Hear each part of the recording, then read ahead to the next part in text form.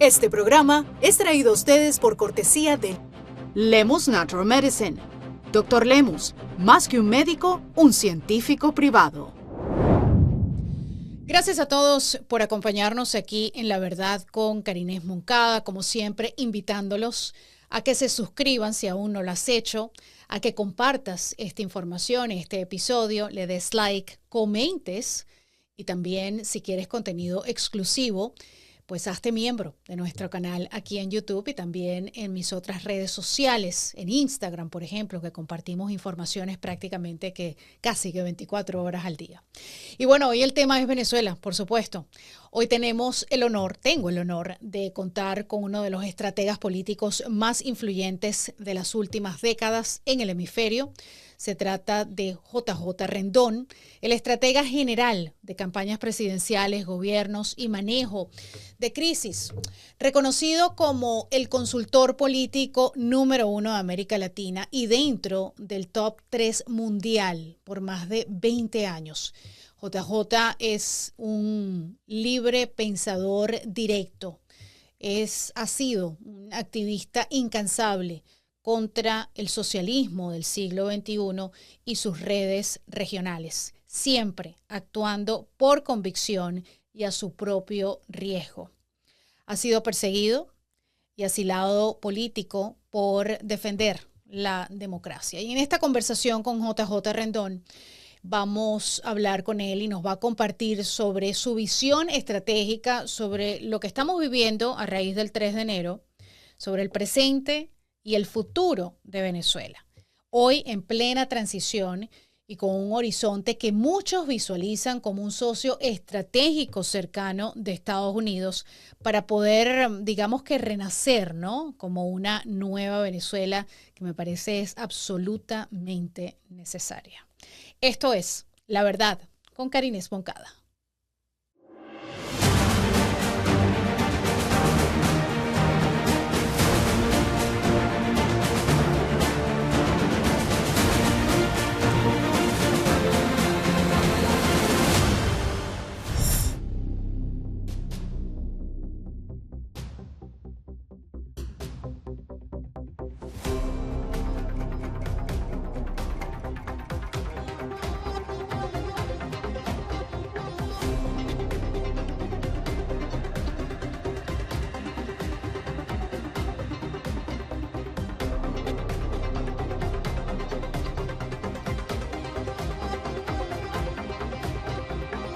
Muchísimas gracias a todos por acompañarme aquí en La Verdad con Karines Moncada. Y hoy va a ser una entrevista muy interesante con alguien que conozco desde hace muchísimos años. Se trata de JJ Rendón, el estratega general de campañas, gobiernos, manejo de crisis, en mi opinión, mi humilde opinión, el estratega político más exitoso y reconocido, no solamente en toda Latinoamérica, sino en el mundo.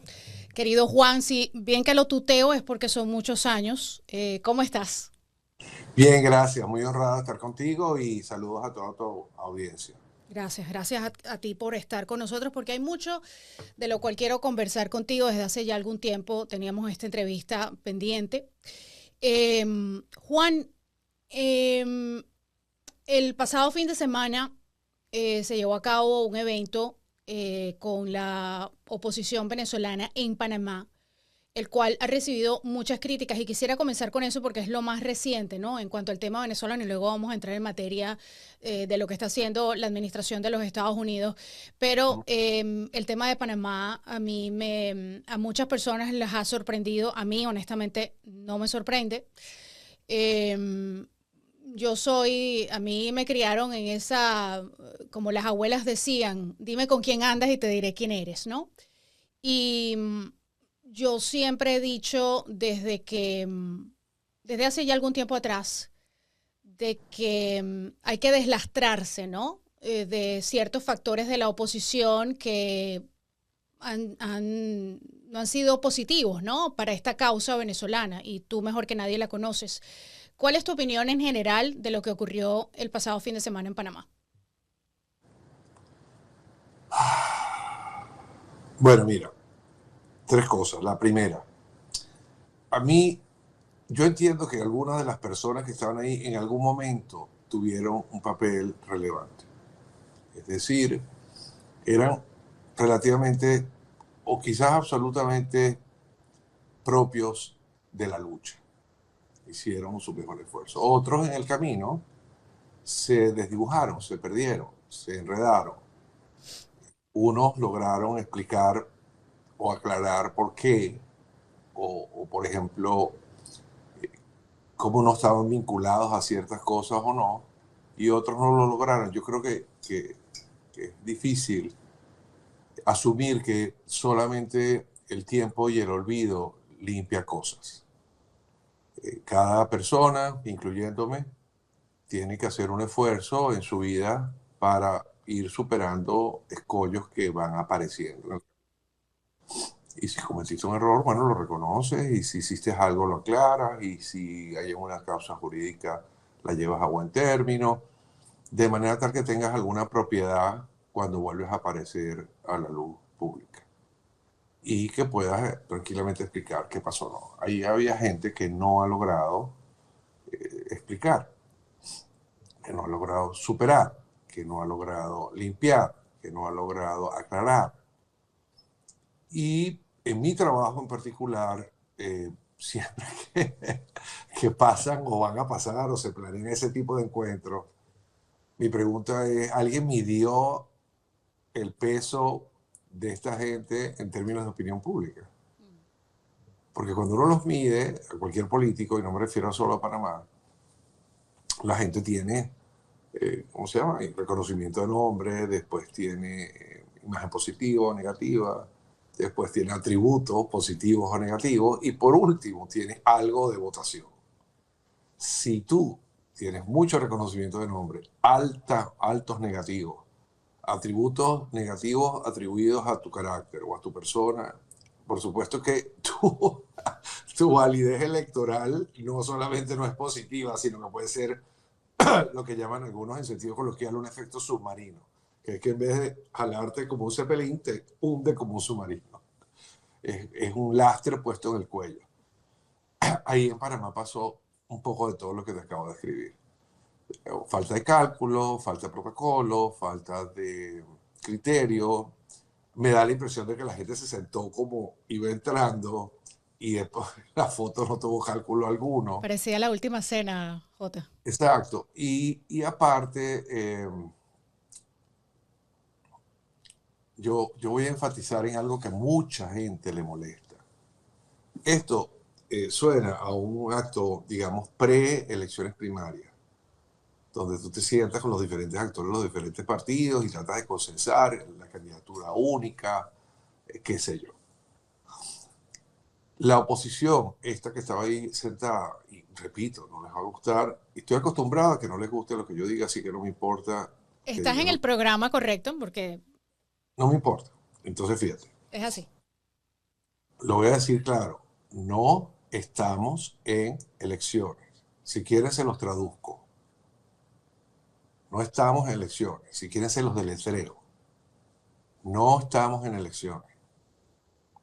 Si no estamos en elecciones y además están anclados en el pre-3 de enero, no han entendido en el momento que estamos. Estamos en un momento de tutelaje del presidente de los Estados Unidos, Donald Trump, con un plan que tiene con el secretario Rubio y su administración, que tiene 3 pasos. Y los actores son 2, no son 3. Quien lleva el tutelaje y quien controla el poder de facto.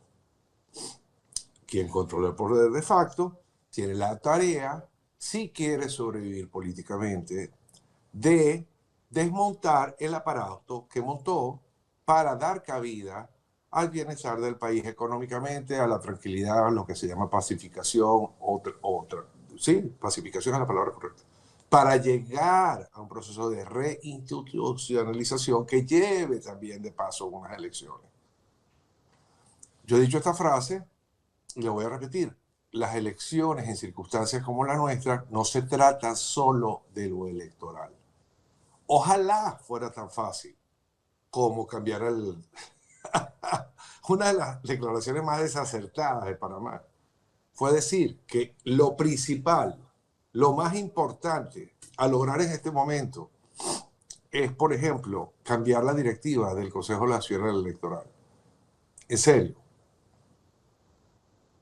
En serio. O sea, ¿qué parte porque eso es importante por encima de la inflación, por encima de la inversión, por encima de la crisis eléctrica, por encima de la crisis de los hospitales, por encima de la recuperación de las armas de los colectivos, por encima del control militar, de las guarniciones clave para que no pueda haber un sobresalto, de, por ejemplo, la explicación al pueblo venezolano que hay que tener paciencia, esperanza, fe, entendimiento, luz para poder aguantar el tiempo necesario después de 27 años de este desastre, lo que corresponda para que el proceso se dé no rápido, no apurado, no a la venezolana, sino bien. Y cuando yo critico la frase a la venezolana, no es que yo no me sienta venezolano, perdóname, o sea, yo llevo décadas de negro para que no se me olvide mi sentir cuando yo, estando bien en la mayoría del tiempo,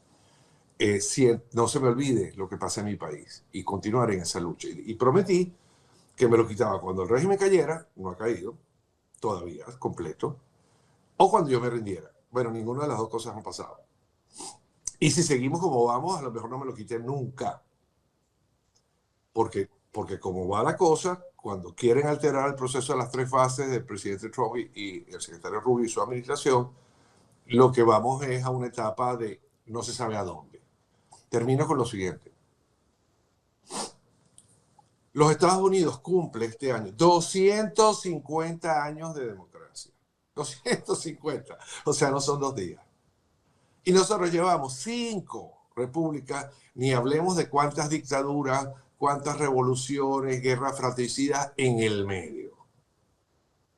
45 años de una democracia mal vendida, mal defendida, mal estructurada, y 27 años de un neototalitarismo, una dictadura, narcoestado.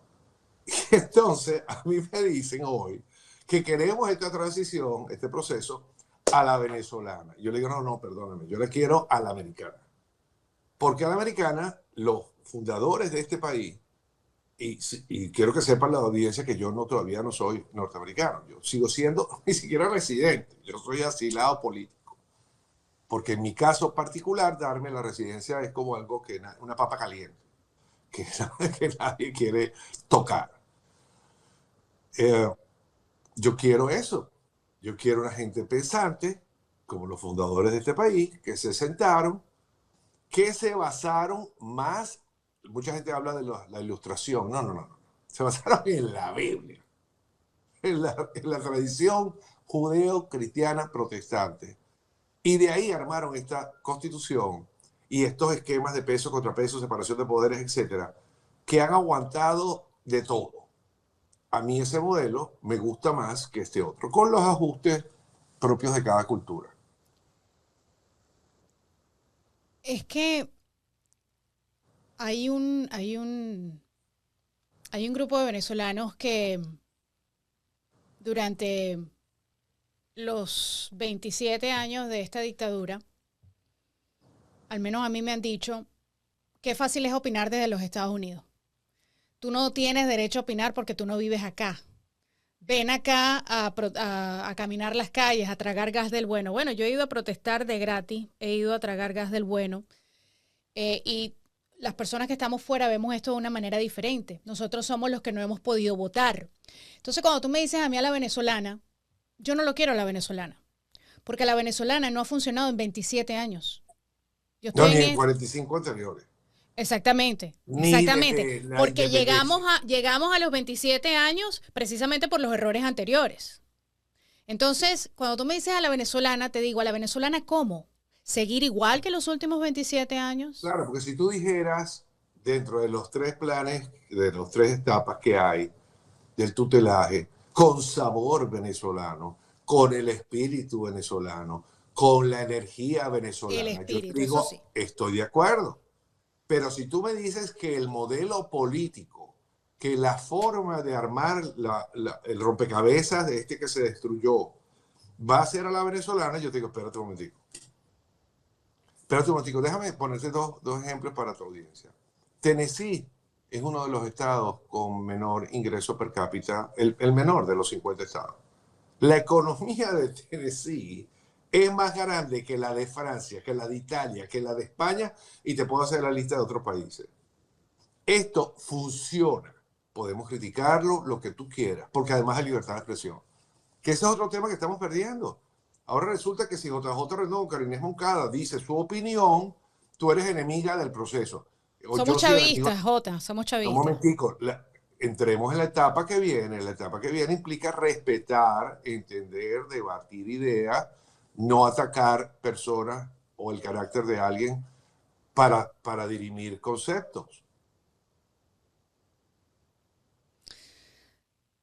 Tú hablaste de rompecabezas. Perdón, Karine, te pido una palomita. A la gente que dice eso, que decías tú, que porque uno está afuera, bla, bla, bla, yo tengo dos regalitos. El regalito número uno es una frase más poética que dice, la patria no está lejos, está entre el pecho y la espalda.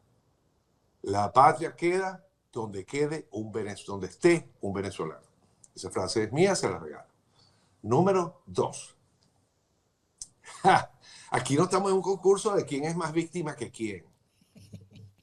Porque resulta que entonces, porque uno estuvo afuera, perdóname, yo he estado afuera, he tenido alerta roja de Interpol, criminalización, me trataron de volar el avión 3 veces, me trataron de secuestrar 2 veces, me trataron de envenenar, bueno, casi me matan una vez, me infiltraron, me secuestraron las cuentas bancarias, me pusieron bola negra en todo el sistema financiero. Te puedo hacer la lista tan grande que en mi caso particular, que estaba escribiendo un libro que se llama Se Busca, que cuenta toda la persecución desde los 27 hasta ahorita. Antes del 3 de enero yo había parado ese libro y lo paré porque no quería alimentar el miedo. ¿En qué sentido? Tú dices, bueno, si a los venezolanos que están adentro los torturan, los matan, a los que están afuera pareciera que no les pasa nada. Y yo dije, si yo publico esto, yo le voy a dar cuerda al miedo y le voy a facilitar la propaganda terrorista al régimen. Bueno, pero ya como pasó el 3 de enero, estamos preparando para publicarlo este año. Para que no sigan diciendo, invito a todos los que están afuera y que les han pasado millones de cosas estando afuera. Estando afuera. No se crean. Que no es lo mismo. Podemos discutir eso. Porque además, Karine, y aquí viene la parte más importante quizá, el reencuentro implica eso. El reencuentro implica que los que estemos afuera reconozcamos a los que se quedaron y resistieron y todo eso, pero también los de adentro que sean tolerantes, respetuosos, empáticos con quienes sufrieron el exilio, porque no ha sido fácil para nadie. Y esa, yo la llamo culturalización a la inversa, es decir, el retorno de estas personas que están en múltiples países, aprendieron costumbres, leyes, prácticas, estudiaron, se adaptaron, que traigan esas costumbres. Es 1/3 de la población venezolana, no es un tema menor. Ese reencuentro podría ser fabuloso o fatídico. Si lo polarizamos, fatídico. Si lo aprovechamos, fabuloso. Un encuentro, imagínate tú, de tantas culturas de los venezolanos incorporando esas prácticas positivas que aprenden en todos lados a esta nueva Venezuela, en términos de moral, de ética, de respeto al otro, de respeto a la ley, de pagar sus impuestos, todas las cosas que implica estar en una sociedad civilizada. Mirando acá la foto de la última cena de la oposición, bueno, hay muchos personajes dentro de la oposición que se pueden cuestionar. Yo creo que todos sabemos cuáles son, pero también ver al señor, por ser educada, Rodrigo Cabezas, quien fue el principal, digamos que sicario económico, ¿no? De Hugo Chávez, además de todos los otros personajes, Leopoldo López y todos los demás, que han sido tildados por el mismo venezolano como el chavismo azul. Es obvio que no tienen un buen estratega como tú, porque yo no entiendo. La verdad que la gente me escribió todo el fin de semana, no entiendo. Yo, bueno, lo que yo digo es que son más de lo mismo, o sea, aquí nada ha cambiado. Y qué triste decirlo porque yo creo que la señora tiene su mérito de haber estado encerrada, de sacrificar a su familia. Yo eso lo reconozco como mujer, como madre, como hija, todo eso. Pero no entiendo el por qué reunirte con las mismas personas que ya el venezolano repudia, porque tú te has convertido en la líder, te has convertido en esa esperanza de lo mejor de todo lo que ha habido allí en 27 años. ¿Por qué unirte? Entonces trataron entidades, influencers, como los quieras llamar, a mí esa palabra no me... sacaron videos de Marco Rubio diciendo que en una nueva Venezuela tiene que haber una oposición. Entonces los venezolanos comenzaron a atacar a Marco Rubio. Estas fueron unas declaraciones de hace unos meses atrás, que me imagino tú las has visto, fueron en el Congreso, donde Marco Rubio dice que en una Venezuela se tienen que aceptar todos los diferentes grupos. Y trataron de esa manera como de limpiar lo que estaba pasando en Panamá, porque tuvo muy mal sabor de boca. Entonces, no tú que eres estratega, o sea, tú haces esto, lo has hecho por tantos años. En octubre cumplo 39 años sin parar haciéndolo. 39 años. ¿Comenzaste en el 87? En el 87, ok. Tú sales de Venezuela en el 2004. Sí. Muchos de tus oyentes no habían nacido, pero fíjate esto. Tú saliste de Venezuela en el 2004, ¿no? Que fue cuando... En el 2004, a partir de la... Sí, porque ahí fue cuando yo comencé a cubrir el referendo revocatorio, que yo fui como observadora internacional, y ahí es donde yo comienzo y ahí fue donde nos conocimos. Entonces, no entiendo si es en mi opinión, como una venezolana cualquiera que analiza esto de este lado, es una estrategia pésima. Pero también yo, en mi opinión, te digo que no es que María Corina sea diferente. Y yo sé que probablemente no vas a hablar de los personajes particularmente, pero para mí, they're okay with it. Ellos están okay with it. Porque... Fíjate, Karine. En México, yo trabajé en México y viví en México mucho tiempo. Una de las frases, de esas frases sabias que tú oyes en la política, es una que dice, en la política la forma es fondo.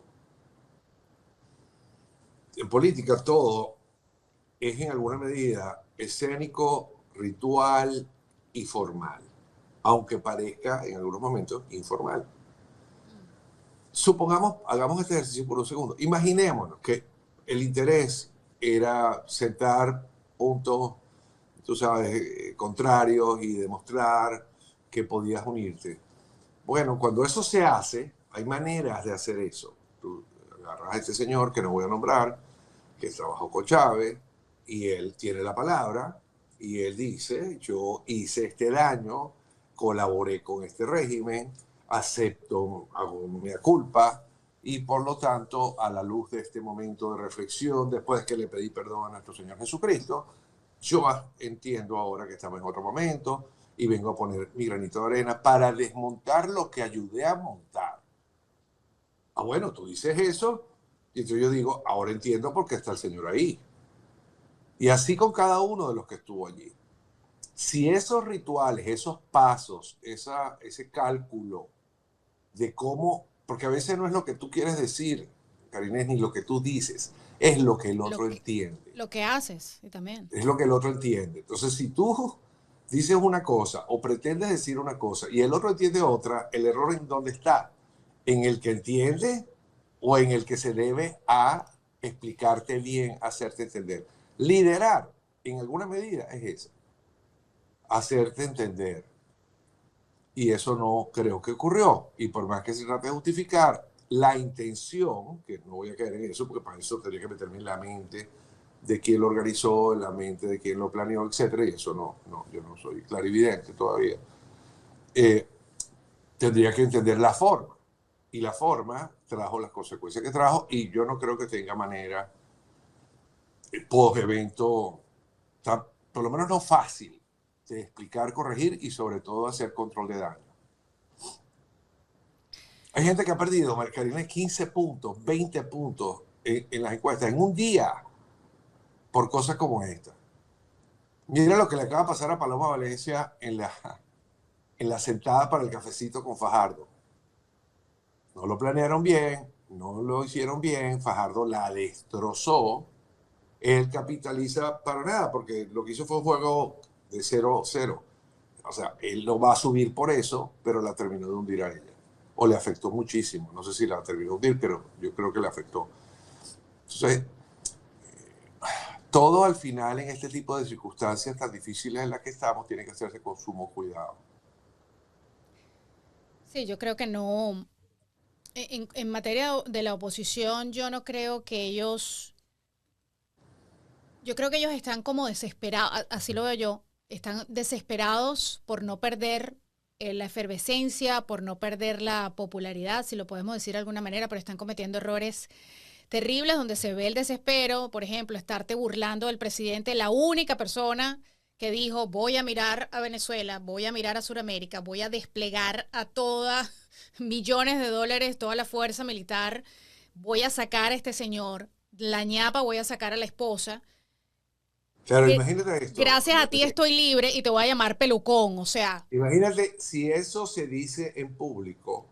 Gracias. Imagínate las barbaridades extremas que se dicen en privado. Bajo un tema peor, que es que la gente pública siempre tiene que hablar en privado como si lo estuvieran escuchando. Como si tuvieran un micrófono. Siempre.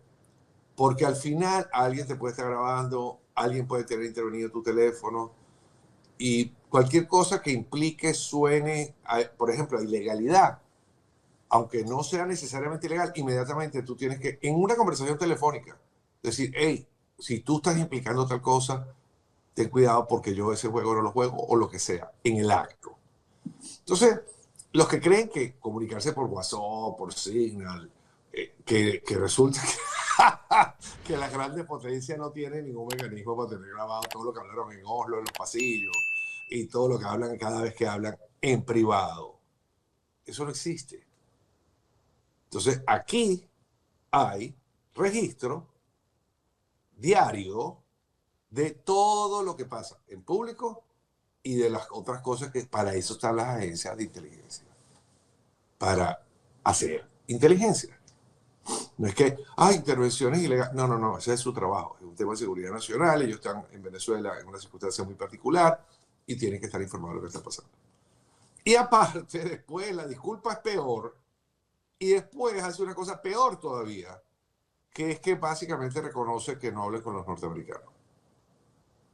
Porque cuando tú dices, la embajadora no, o sea, si es que No me contesta el teléfono. Rubio, secretario de Asuntos Hemisféricos, secretario de América Latina, después viene el embajador y por último el cónsul. Y aquí por el medio está la CIA. Ok, si tú dices que nunca te recibieron, ¿qué estás diciendo? Entonces, yo repito, yo creo que la interlocución es entre el gobierno de los Estados Unidos y el gobierno de facto. Bueno, rápida pausa a esta información para hablarte de tu salud. Sí, señor, en estos últimos días he tenido varias conversaciones con gente que o se están inyectando esta famosa inyección que todo el mundo está utilizando y están perdiendo mucho peso. O quizás están haciendo un régimen de dieta, de comidas, de pastillas. Y la realidad es que las dietas milagrosas no existen. Hay gente que llega a un plató, llega a un momento donde dejan de perder peso. Entonces, ¿por qué les quiero hablar de tu salud? Bueno, porque cuando tú lo has probado todo y no te ha funcionado nada, yo te hablo de Lemus Natural Medicine. Ellos son una clínica privada, pero están especializados en la medicina natural con evidencia científica.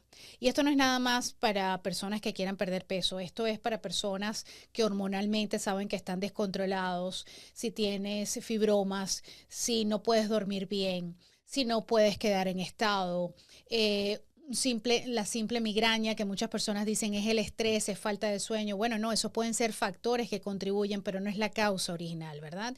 Entonces, en Lemus Natural Medicine, y te lo digo, te lo recomiendo porque yo los utilizo a través de análisis especializados que medirán la toxicidad que hay en tu cuerpo y esto te garantizo que ningún médico tradicional te está midiendo la toxicidad que hay en tu cuerpo. Entonces, a través de todos estos exámenes, te cortan un mechón del cabello, una prueba de la saliva. Te apuesto que ningún médico te ha hecho una prueba de la saliva. Ahí pueden ver lo ácido que está tu cuerpo. Si tu cuerpo está quizás muy alcalino o muy ácido, pues a través de todos estos exámenes, orina, sangre, el cabello y otros exámenes más, ellos van a medir todo lo que está ocurriendo en tu cuerpo.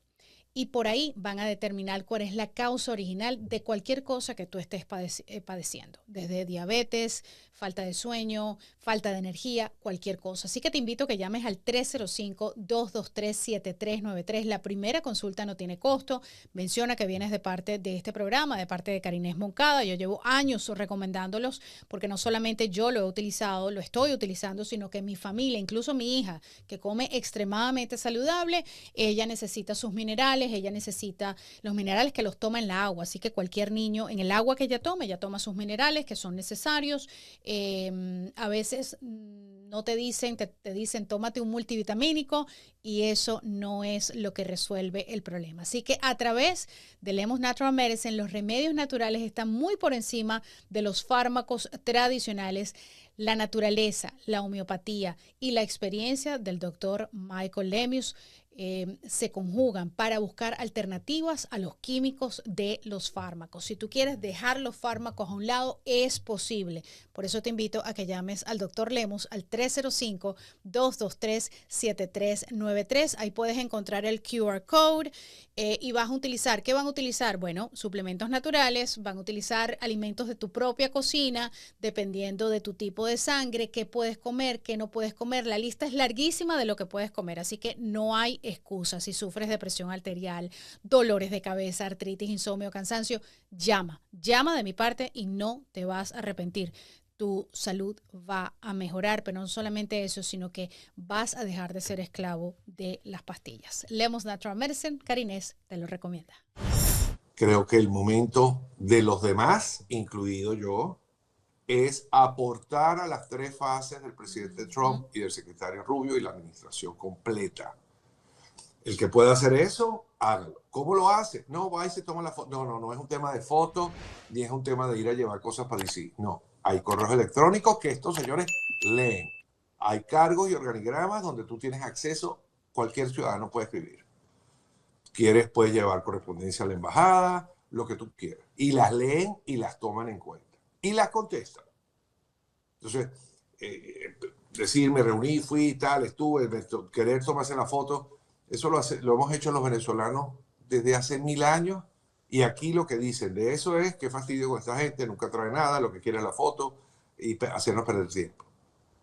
Entonces, esa es la etapa en la que estamos. No estamos en etapa de viene un estallido social, no estamos en etapa de salgamos a protestar y a calentar la calle, tampoco estamos en elecciones, sorry, ni estamos en primaria, ni estamos para reivindicar lo que no se reivindicó. O sea, cada vez que a mí me dicen el presidente electo, ¿cuál presidente electo?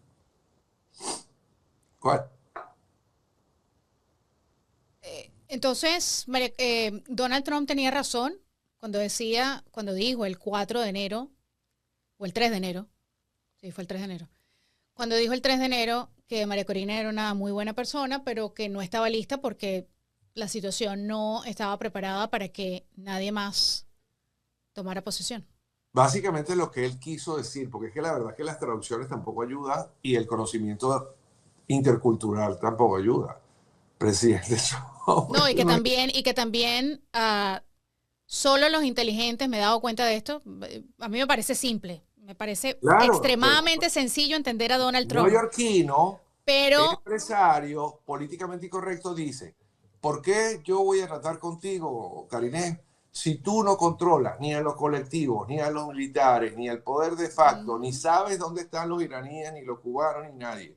Los que tienen el control de ese aparato son ellos, y con ellos es que vamos a tratar por ahora, porque además te lo dice. Hay 3 pasos, en el tercer paso habrá elecciones y que gane el mejor. Los Estados Unidos no ha dicho yo voy a apoyar a Delcy para presidente, ni ha dicho que voy a apoyar al otro lado tampoco como presidente. Habrá candidatos que se competirán y se elegirán democráticamente. Nadie tiene ese derecho, digamos, ganado ni por sangre, ni por gentilicio, ni por historia previa. Porque, repito, para eso son las campañas, Karine.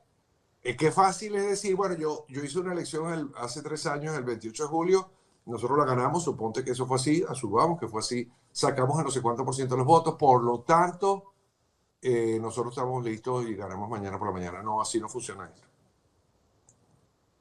Oye la palabra en tiempo pasado. Sacamos tiempo pasado. Tuvimos tiempo pasado. Tendremos tiempo futuro. ¿Cómo haces para tener en el futuro? Te toca administrar tu imagen, te toca cometer la menor cantidad. No solamente ganas a veces el que tiene más aciertos, Karine, a veces gana el que comete menos errores. Menos errores. Si tú fueses Donald Trump hoy, ¿cómo responderías esta pregunta? ¿Malo conocido haciendo caso al pie de la letra o bueno por conocer? Es que yo creo que el presidente Trump no se plantea las cosas de esa manera. El presidente Trump es un pragmático. Sí. Y entonces, en ese sentido, dice, mira, esto es lo que hay, esos son los que están, yo sé quiénes son, a mí no me van a engañar, ya me engañaron. Ya lo engañaron. Varias veces. Entonces dice, yo tengo la película clara y cuando él dice, me llevo bien, me cae bien, es una maravilla, hablamos a cada rato, ¿qué quiere decir? Bueno, lo que quiere decir dos personas, por ejemplo, cuando están en un proceso de divorcio, que quieren un divorcio civilizado, y entonces el otro dice, bueno, hablé con mi mujer y qué tal, bueno, muy educada, estuvo muy contenta, me saludó muy bien. Eso no quiere decir que no te vas a divorciar. Esto quiere decir que eres una persona civilizada. Y en ese camino, cuando yo he dicho que yo creo que ellos entendieron mejor el proceso que la oposición, es porque incluso me hago esta pregunta hoy, Karine, ¿qué significa ser opositor hoy? Cuando la gente dice yo soy opositor, ¿opositor a qué? Porque el régimen está desmoronándose y en camino de disolución para dar paso a un proceso de reinstitucionalización de Venezuela. Ok, entonces tú te refieres al previo al 3 de enero.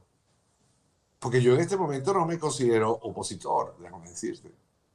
Yo me considero pro los 3 pasos del presidente Trump, la administración y Rubio. Yo no estoy en contra, yo hice lo que llamo yo una tregua estratégica. Yo no tengo ahorita ningún interés en hablar mal de nadie del régimen.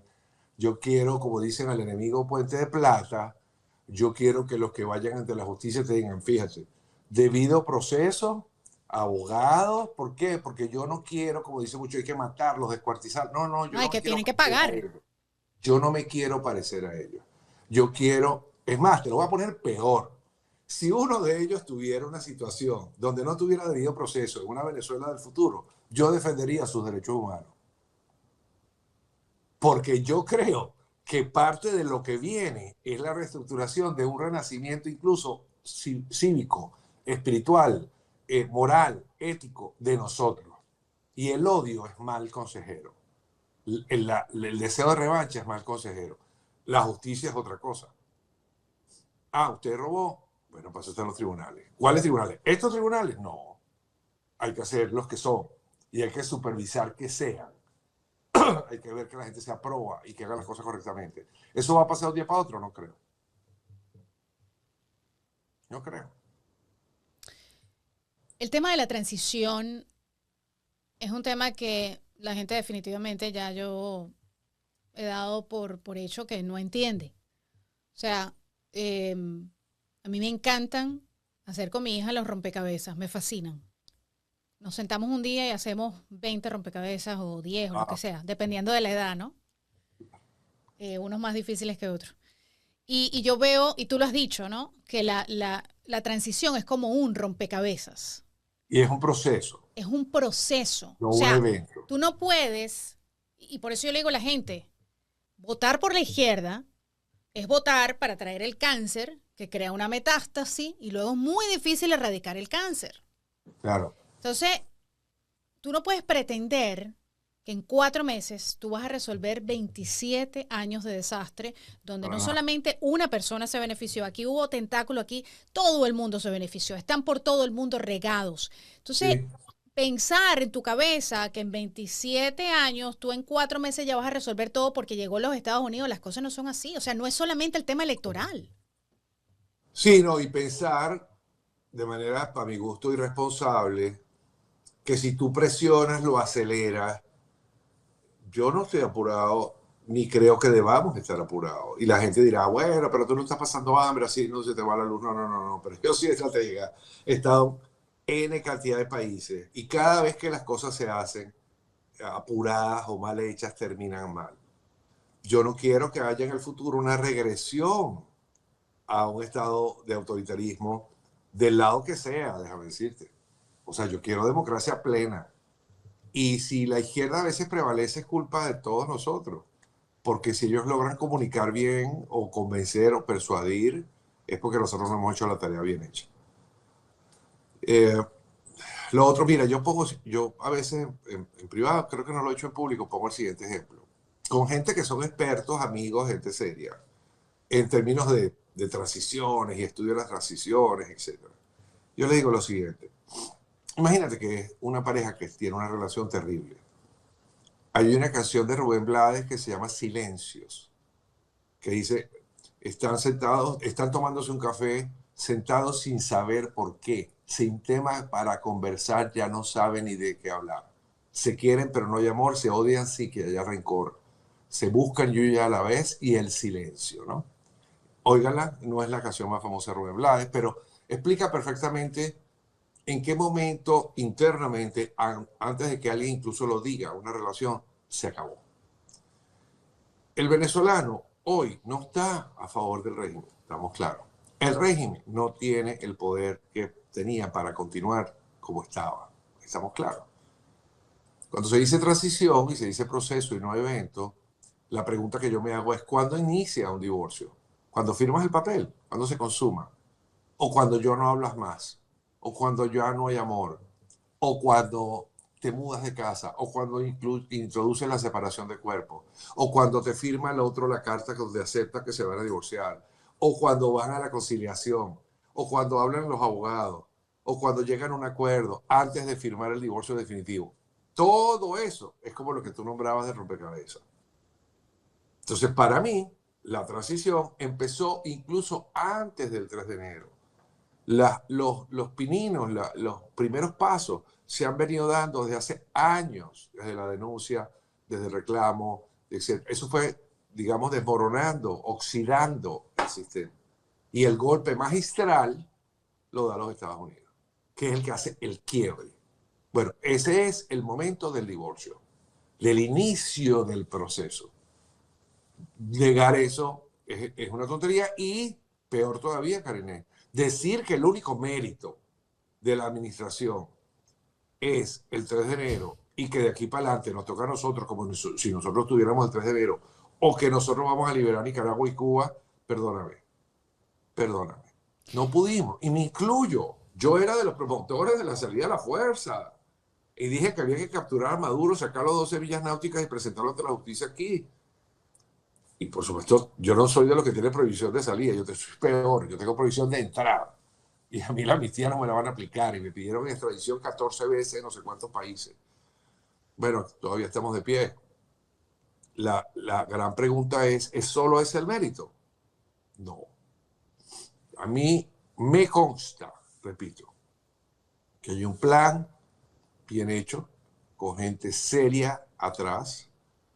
Entiendo las aspiraciones políticas de algunos representantes de la Florida que dicen ciertas cosas porque tienen también que alimentar a su A su público, base, a su base. a sus constituyentes. También entiendo por qué Jorge Rodríguez o Delcy Rodríguez o algunos de ellos dicen ciertas cosas porque tienen que mantener a su base.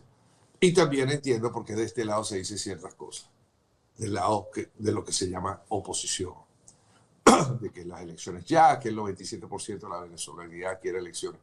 Pero ¿quién no va a querer elecciones? Aquí la discusión no es si quieren o no, la discusión es cómo queremos llegar ahí.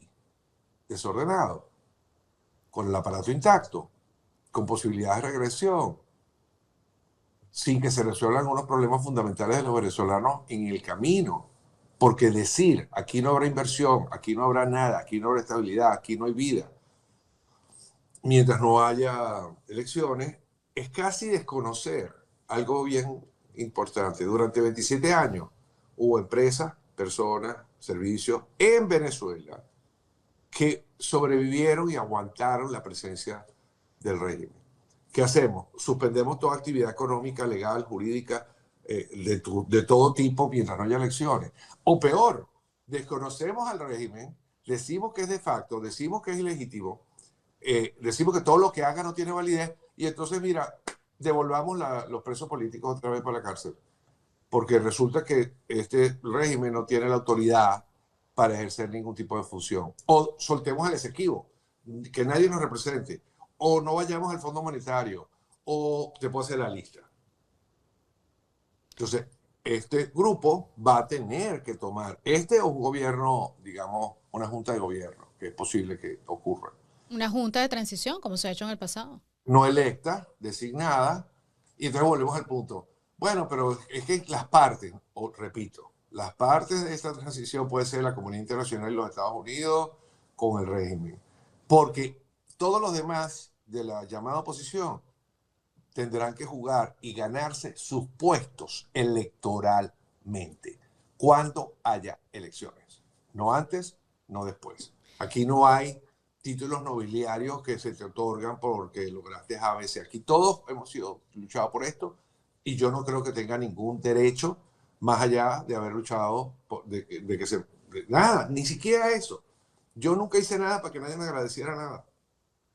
Lo hice por convicción, a mi cuenta y riesgo.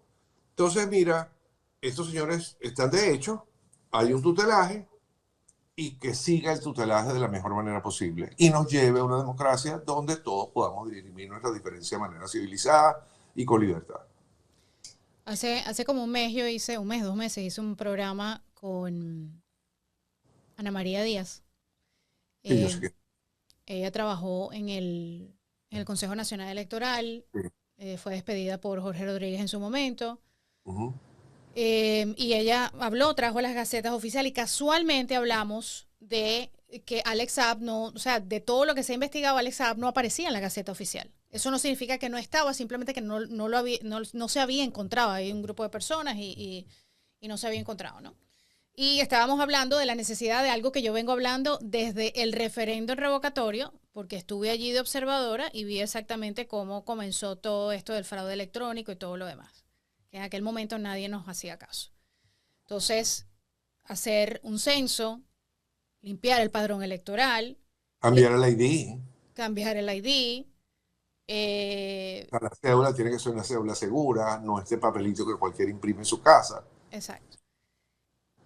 Entonces, para mí es totalmente irresponsable. Y entonces pasa esto de Alex Saab, que es el perfecto ejemplo. Ahora resulta que nadie sabía, bueno, tú y yo sabemos que sí, todos sabemos que sí, pero resulta que él llegó con una cédula falsa desde el 2004 y aquí, bueno, fue ministro, hizo todo lo que hizo. Claro, Karine, lo que pasa con esas cosas es que hay una frase que yo he repetido mucho que dice, los hechos políticos sobrepasan, overwhelm, los hechos jurídicos. Y eso funciona para los dos lados. Él fue lo que fue, ejerció lo que ejerció, hizo lo que hizo, sin tener las condiciones jurídicas válidas. Y lo sacaron de la misma manera. Entonces, cuando hay crisis como la que tenemos, hay muchas situaciones que son de hecho y que no son de derecho. Y las reglas de juego, digamos, quedan un poco como suspendidas, incluyendo la Constitución. Y se va adaptando, buscando salir de la crisis para que vuelva el Estado de Derecho. Entonces nosotros no tenemos Estado de Derecho en Venezuela desde hace muchos años, desde la Constituyente para acá. Entonces, ¿a dónde voy con esto? Que a mí me parece absolutamente irresponsable llamar a elecciones, o sea, forzar unas elecciones o decirle al venezolano, porque hay veces que ellos van para atrás, para adelante, de que bueno, cuando sea el momento, cuando sigamos las fases, pero entonces vas a España y dices, las elecciones vienen ya. Entonces el venezolano, en medio de esa esperanza que necesita para ver si puede regresar algún día a su país, pero no entienden que me parece un riesgo absoluto y una responsabilidad decirle al venezolano que vamos a ir a elecciones antes de controlar a colectivos, las Fuerzas Armadas, no tenemos absolutamente nada que nos respalde. la narrativa económica. O sea, son tantas cosas que tienen que ser controladas, como tú lo has dicho muy bien, que no tienen nada que ver con las elecciones. Para nosotros poder comenzar a pensar en limpiar un padrón electoral. Y tiene que haber garantías para las partes. O sea, por ejemplo, yo no veo sobre la mesa ningún acuerdo sí, un acuerdo de respeto a las partes en una eventual transición. O sea, en algún momento el proceso electoral va a tener que pasar por la eliminación de la inhabilitación de personas y de partidos. Pero tú no puedes hacer lo contrario y decir, bueno, entonces como ahora yo soy el que controla, tú no vas a poder competir. Hay muchas personas, y por eso se hacen las campañas para convencerlas, que están de ese lado todavía, Karine. ¿Qué porcentaje? 20%, 30%, 18%, no importa, es mucha gente. Y esa gente va a tener derecho, y yo estoy de acuerdo con que tengan derecho a competir. Y cuando el secretario Rubio decía, en el futuro tiene que haber que todos participen, bla, bla, bla, no se refería a todos entubados detrás de una opción única y que todos los demás que no estén en esa opción única son enemigos de la democracia. No, se refería a recuperar la tolerancia, el respeto, el debate de altura y las reglas de la democracia. Eso no va a ser fácil. Oye, es difícil, yo entiendo, no odiar es difícil. No querer venganza es difícil.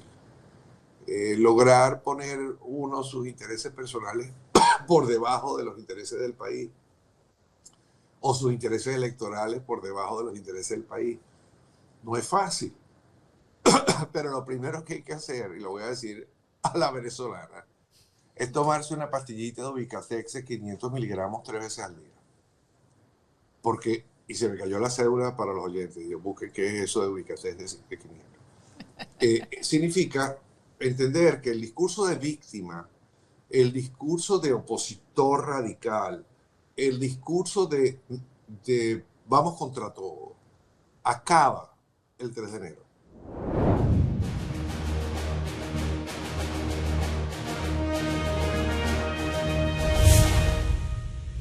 Bueno, y nos encontramos aquí en Lemus Natural Medicine con el doctor Michael Lemus. Cada vez que yo entro a un parque temático, que vamos por la calle, uno de los grandes problemas en este país es la obesidad. Al punto que vemos casos de obesidad mórbida, realmente. Y eso es un gran problema en este país, doctor. Sí, y en realidad lo es. Hay personas que no quieren fijarse en su peso. Es más, yo creo que el mayor temor que tienen las personas es hacer dieta, dejar de consumir aquellas comidas que les encantan, los dulces, pasteles, el refresco. Pero fíjate, Karine, que no es solo eso. Puede comer correctamente y todavía puede engordar. Hay personas que dicen, pues si yo hago dieta, yo no como nada que no debo y mira cuánto engordo. Y eso sucede porque es el metabolismo. Precisamente esa es la investigación que nosotros llevamos a cabo, que es la bioquímica interna. Esa bioquímica cambia según metales pesados, tóxicos, deficiencias. En pocas palabras, si no curas ese metabolismo, si no curas cómo los órganos están funcionando, cualquier dieta no necesariamente te va a funcionar. No hay dieta que valga. Exactamente. Inclusive hay personas que ayunan, no comen, dejan de comer hasta una semana. Y engordan más. Y bajan 1 libra si acaso, y cuando vuelven a comer suben 3, porque viene con venganza. No, y también mucha gente que hace el fasting, el ayuno, todo depende cómo comienzas a comer. Claro. No puedes comenzar con dulce, tienes que comenzar con las comidas correctas. Entonces, en Lemus Natural Medicine no solamente aprendes a comer, pero también a través de tu bioquímica aprendes a conocer qué es lo que tu cuerpo necesita. Claro, porque la obesidad viene acompañada con diabetes, viene acompañada con hipertensión, viene acompañada con colesterol, triglicéridos, artritis.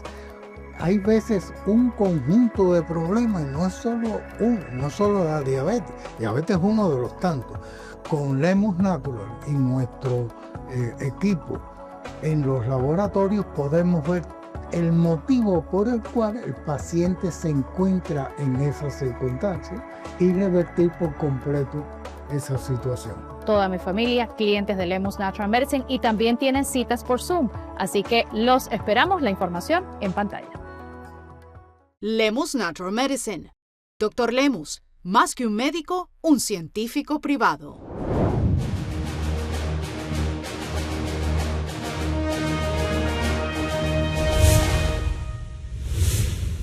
Y que ahorita tú vas a tener básicamente dos grupos de venezolanos. Los venezolanos que están agradecidos con el presidente Trump, con la administración, con Rubio y con los Estados Unidos, que entienden el tutelaje, lo valoran, lo respetan, lo aceptan, lo agradecen, lo apoyan, son proactivos al respecto, aportan.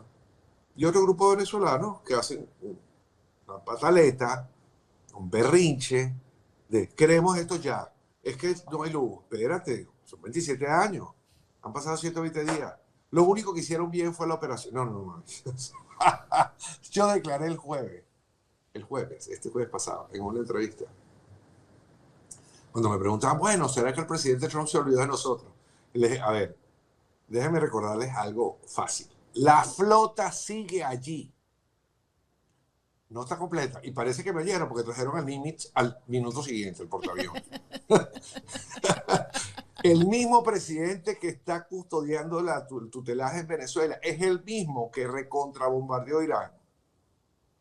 Es el mismo que le puso un parado a Norcorea con sus misiles, ¿cómo se llama?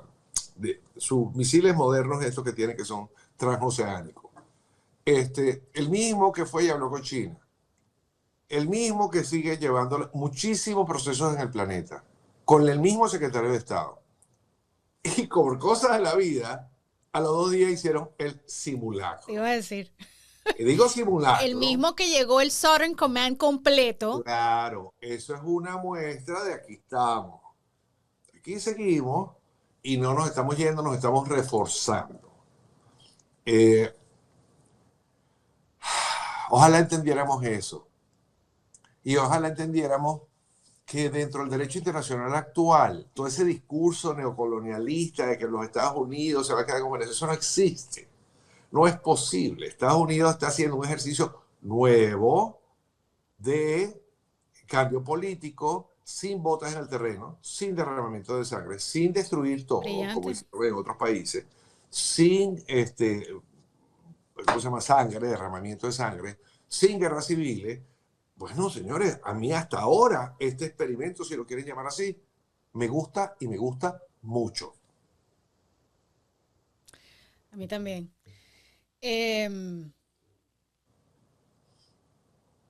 Porque hay venezolanos que dicen que el 3 de enero no hubiese ocurrido sin el 28.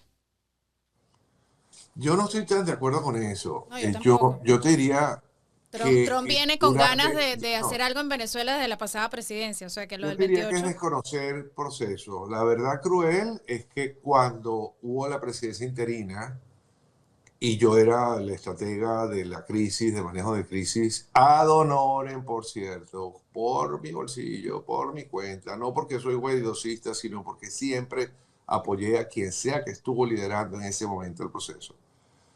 Había ambiente, Karine, para una intervención por la fuerza. Yo estaba en Washington. Trump tenía todas las ganas de hacerlo. Lamentablemente, digamos, una mezcla entre los impeachments, las filtraciones de la propia administración, las traiciones de gente como John Bolton y como otros, y el manejo de la contrainteligencia cubana también, porque vamos a estar claros. O sea, hubo gente de los Estados Unidos que se comió ese cuento de que terminó en la Cota 1000 todo el mundo haciendo ridículo. Hubo la intención, estaban los acuerdos sobre la mesa y entre COVID, los impeachment y el momento que pasó el mundo, eso feneció. Sí, pero también yo no creo que el presidente Trump necesitaba el 28 de abril ni nada más de lo que ya tenía en sus planes para hacer una intervención militar en Venezuela. No fue una variable, pero absolutamente. Fue mucho más, lo estuvimos a punto de intentarlo antes, revisemos esos planes, ajustemos los planes al día de hoy, veamos la circunstancia global y la decisión muy valiente de la administración de tomar ese gran riesgo. Pudo haber salido muy mal, no fue así, gracias a Dios. Yo lo veo así. Donald Trump tenía ganas, todo lo que tú has dicho, pero además habían varios personajes que siguen unidos a esta oposición. No los vimos el fin de semana en Panamá, pero están ahí. Estos personajes que estaban haciendo lobby acá en Estados Unidos, acá en Washington, para quitarle sanciones a Maduro y para detener cualquier intervención militar.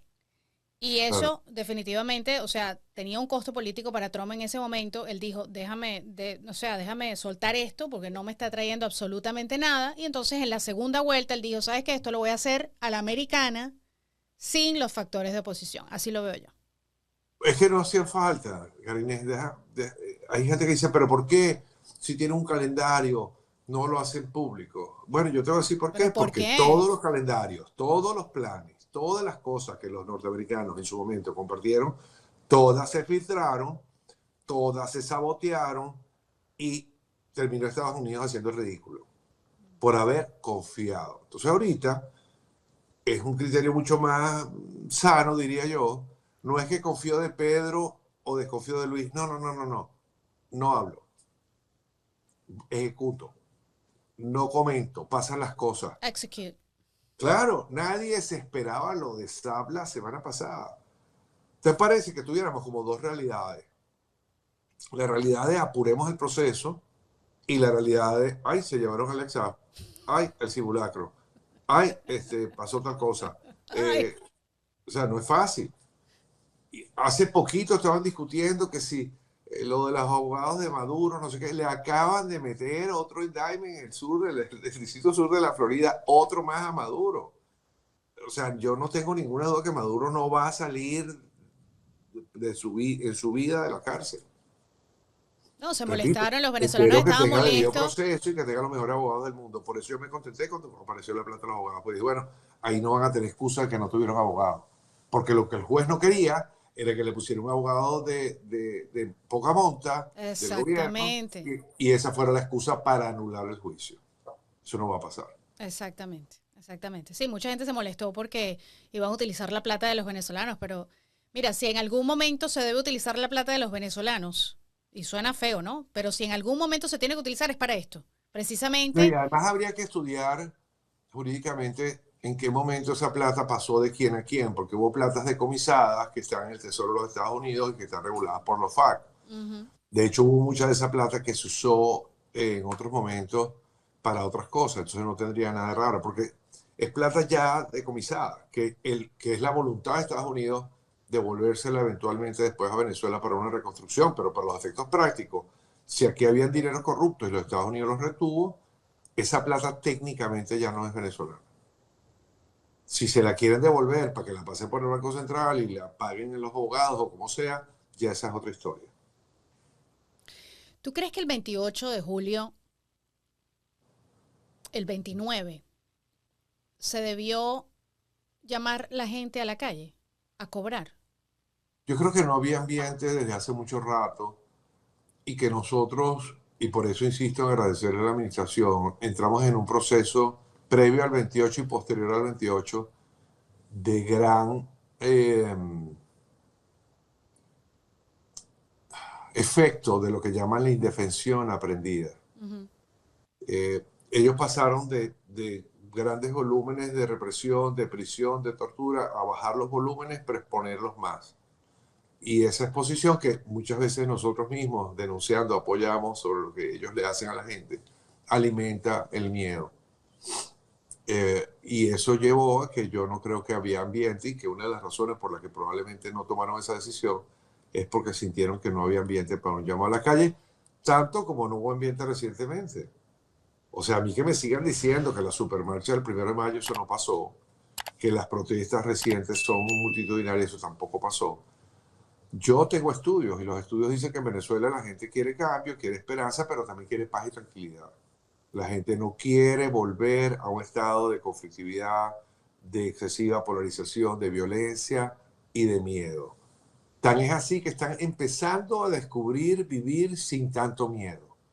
Empezando a hablar públicamente, empezando a declarar en algunos medios, empezando a expresar sus opiniones. Y yo creo que eso es un gran avance, pero que es de las dos partes, tanto el que era el represor en liberalizar la situación, como el que era el reprimido en entender su nueva espacio, su nueva condición. Y cuando la gente tiene síndrome de postraumático, eso no es para mañana por la mañana. Eso toma tiempo.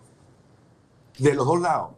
Porque incluso cuando tú ya no eres tan poderoso y ya no tienes ese ejercicio, de pronto se te sale un comentario como el que le dijo el hijo de Lavarrieta de el miedo es libre.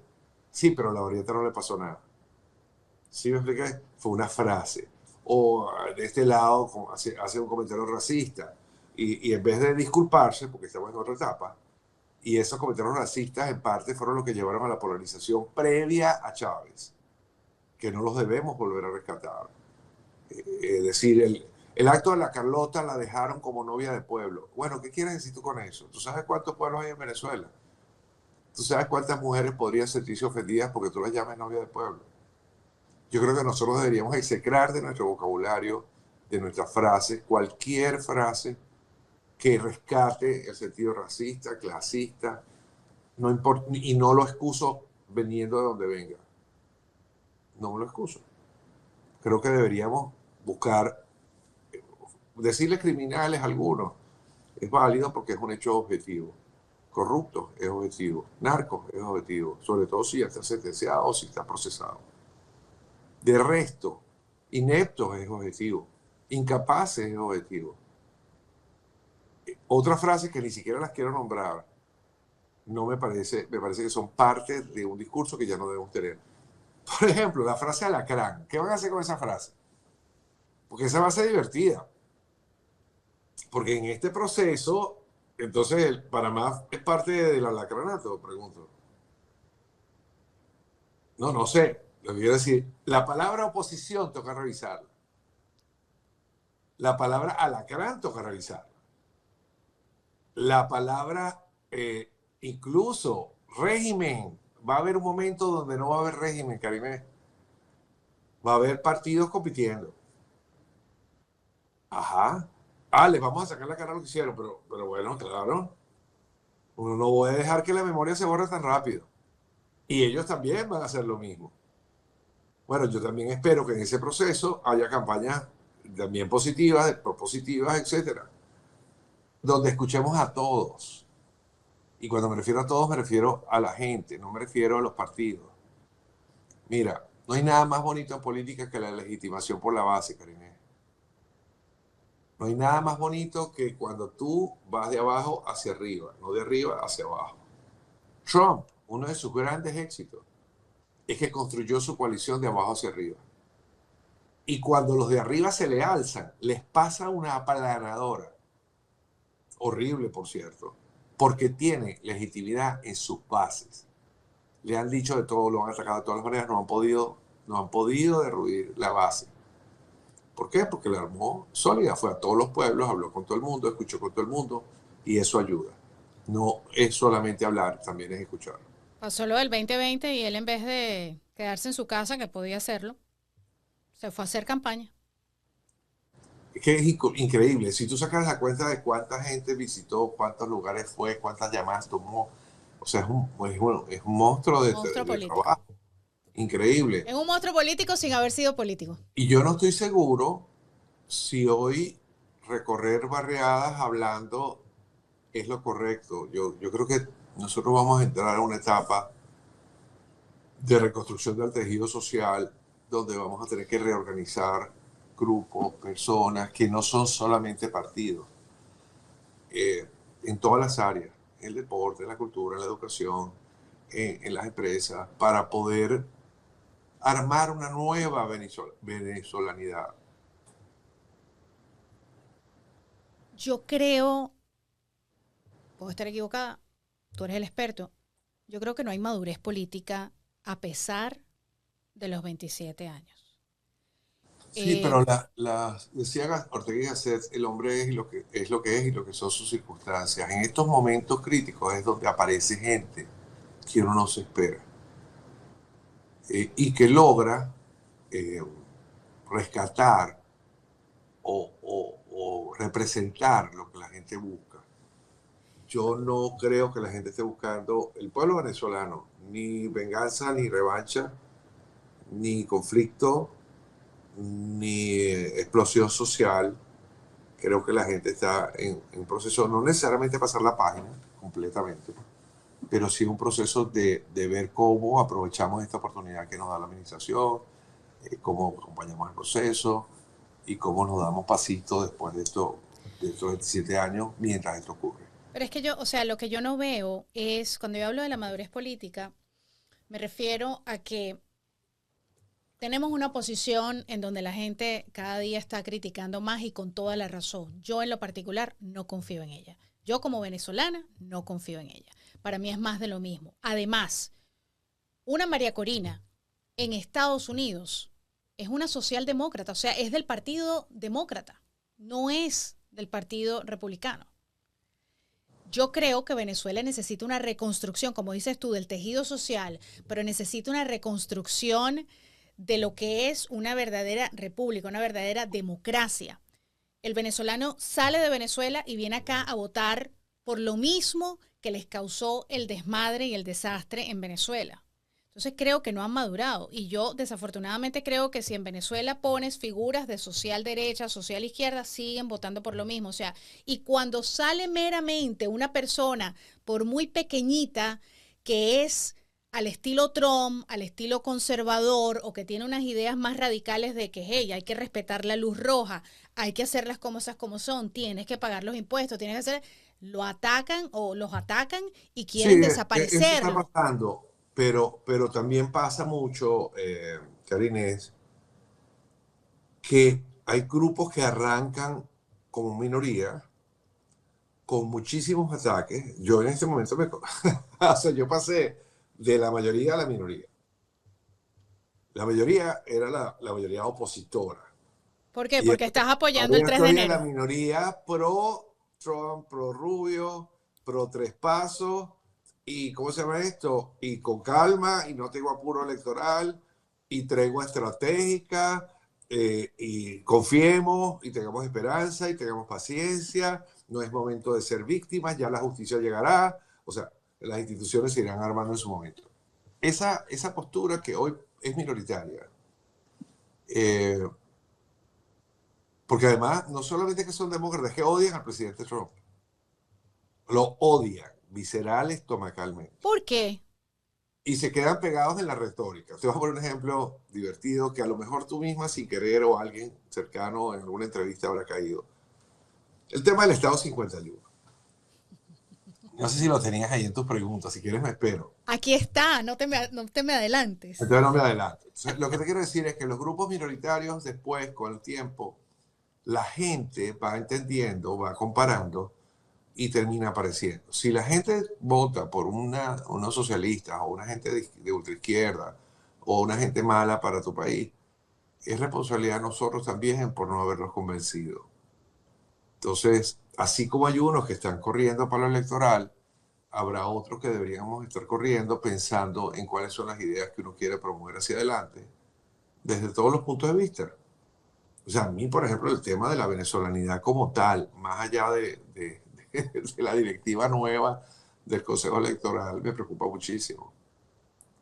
O sea, cuando yo vea el plan de quien sea, donde más allá de prebendas o bonos o becas o cosas, me diga cuál es la lista de valores que vamos a promover. Yo quiero saber eso. ¿Cuál es esa? ¿Cuál es? El respeto al derecho ajeno, el respeto a la propiedad privada, el respeto estricto a la ley, por ejemplo. O sea, hazme la lista. Vamos a tener el mismo himno, que vamos a respetar nuestros símbolos patrios. Vamos a volver a la bandera 7 estrellas. Vamos a volver al nombre original de la República, que es República. Yo nunca usé la bandera de las 8 estrellas. Nunca. Tampoco. Y mira que me dieron honoris causa y medallas y condecoraciones y tal, y yo llegaba al acto y veía la bandera 8 estrellas y decía, me la bajan. Esa no es mi bandera. Y montaba la que es. Y creo que, mira, bueno, a mí me regalaron un platico que tiene la ¿Qué pasó con el que teníamos? No, ahí la tengo, por ahí la tengo. Se las he regalado a todos, por cierto. La de Rubio se la regalé yo. ¿Ah, sí? Sí, la de 7 estrellas. A todos los amigos Tengo la republicanos, mía. todos tienen la suya regalada por mí. Pero a lo que voy, hay todas esas cosas que parecen menores, toca revisarlas. De acuerdo. Vamos a volver a los medios de comunicación. Bueno, ajá, ¿y cuál es el énfasis que le vamos a dar? ¿Libertad absoluta? ¿O vamos a tener una proporción de la programación dedicada a la reconstrucción de, repito, la Principios y venezolanidad? valores. Claro, claro, Cómo porque ser un hubo buen programas ciudadano. que por más que nos hayan gustado y hayan tenido mucho rating, han sido muy divertidos, fueron muy dañinos para digamos, el respeto, la defensa de lo poco que había de frágiles instituciones en Venezuela. Ujú. Y hubo canales de televisión, programas de televisión, reporteros, periodistas que se dedicaron a atacar tan duro lo que había y nunca rescatar nada positivo, que al final cuando llegó Chávez fue muy fácil tumbar ese castillo de naipes porque nadie lo tenía bien montado, se confiaron. Entonces yo creo que en una reconstrucción el papel de los medios tiene que tener un poco más de responsabilidad y no prestarse, sobre todo en esa época de las redes, a disparar primero, a averiguar después, o a solamente destacar lo negativo por un tema de clic y de rating, y no por un tema también de fortalecimiento de las instituciones o de valores. Yo sería feliz, Karine, el día que en vez de tener el mes del orgullo gay, repito, no tengo nada contra los gays, pero un mes me parece un poquito excesivo, este, tengamos el día de los summa cum laude, el día de los medallistas de oro, el día de la gente que hace trabajo comunitario y aquí hay, creo, una cosa que se llama Héroes de los Estados Unidos, que les dan condecoraciones por eso.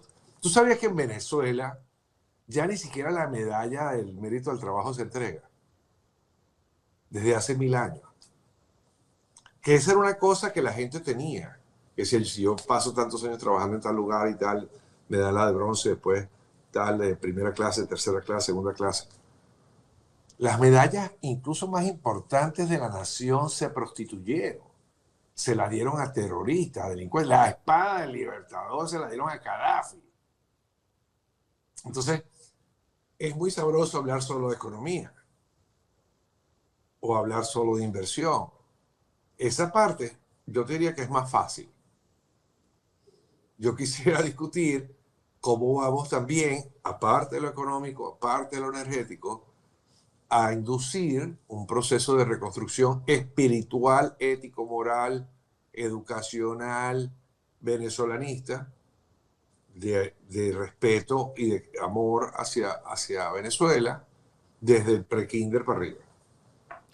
¿Tú crees que eso es posible? O sea, recuperar esos valores, esos principios que nos dieron nuestros abuelos, nuestros padres también, pero que ya, vamos a ser realistas, en el momento en que Venezuela comience, o sea, termine esas 3 fases y comience la transición, o sea, termine la transición, elecciones y todo eso, probablemente algunos de nuestros padres no van a estar entre nosotros. Sí, Entonces, ¿tú crees que eso es posible cuando se ha perdido esa base tan yo no creo. espectacular que tenía? No sé cómo decirle, es que tiene, se le Sí, puede decir sí. tantas cosas, que tenía esa era parte de la venezolanidad. Yo no creo, Karine, que eso se pierda.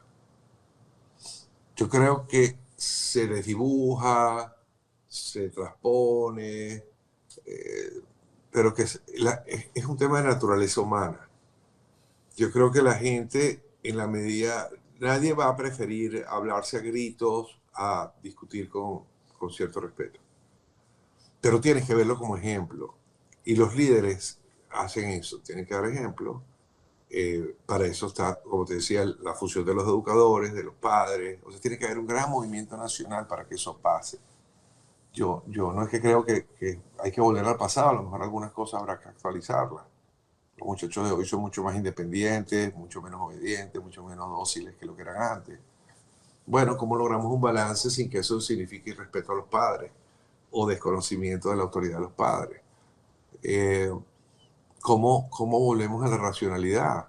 O sea, el tema de pensar que un niño de 5 años puede decidir su orientación sexual yo entiendo que hay venezolanos, muchos que conozco, que tienen hijos que ellos consideran que son transexuales.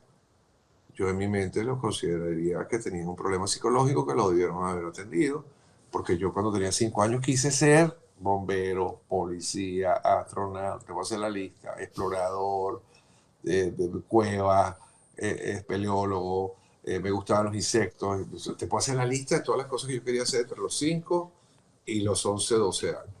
Y todavía a los 19, 20 y más, algunos amigos me decían, oye, es que tú eres muy disperso. Y era porque tenía intereses variados. Me gustaba el cine, el teatro, la literatura, la música.